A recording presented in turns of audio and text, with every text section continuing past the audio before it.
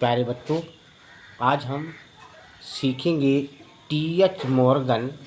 इनका आनुवंशिकी में क्या योगदान रहा, हम आपको बताएंगे। एक ही बार में आपको आसानी से याद हो जाएगा, बस आप लास्ट तक पूरा वीडियो तो और एक नया ज्ञान भी मिलेगा। टी.एच. Morgan, TH. यानी इनका पूरा नाम था। टी से होता है थॉमस और एच से होता है हंट, यानी थॉमस हंट मॉर्गन पूरा नाम था। टी.एच. करके बोलते हैं। ये अमेरिका के रहने वाले थे।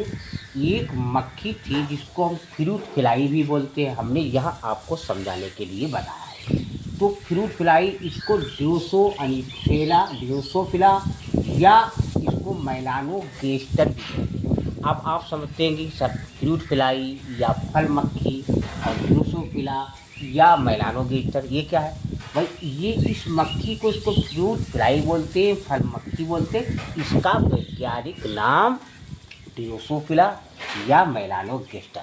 अब आपके समझ में आ गया होगा और मॉर्गन का पूरा नाम भी आपको याद हो गया। और ये अमेरिका के रहने वाले थे, विकासवादी। इन्होंने ये बताया था कि गुणसूत्रों के अंदर, इन्होंने इस मक्खी के ऊपर अपने प्रयोग किए, वैज्ञानिक लोग प्रयोग करते हैं कि गुणसूत्रों के अंदर जीन एक लंबी, क्योंकि गुणसूत्रों के अंदर ही जीन स्थित होते हैं, तो एक लंबी पंक्ति में व्यवस्थित रहते हैं और गुणसूत्रों में एक दूसरे से निकट यानी पास स्थित जीनों से कैसे मेल खाते हैं, इन्होंने यह बताया था प्रयोग करके।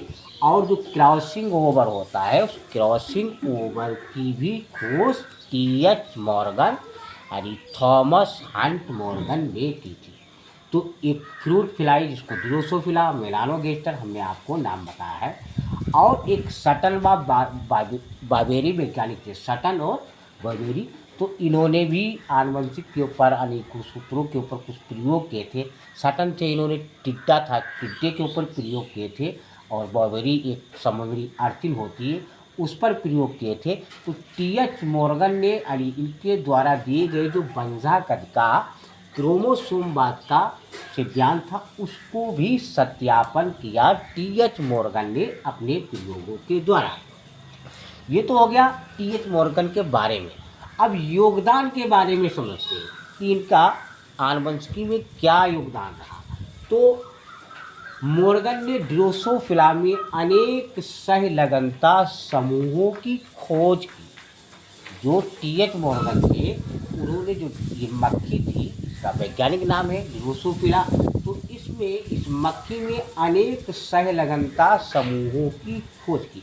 सहलगनता जिसे गुणसूत्र होता है, तो उसमें जीन जो स्थित होते हैं, तो वो एक ही साथ वंशानुगत होते हैं, उसी को बोलते हैं सहलगनता। हम आपको एक एक शब्द बताते हैं।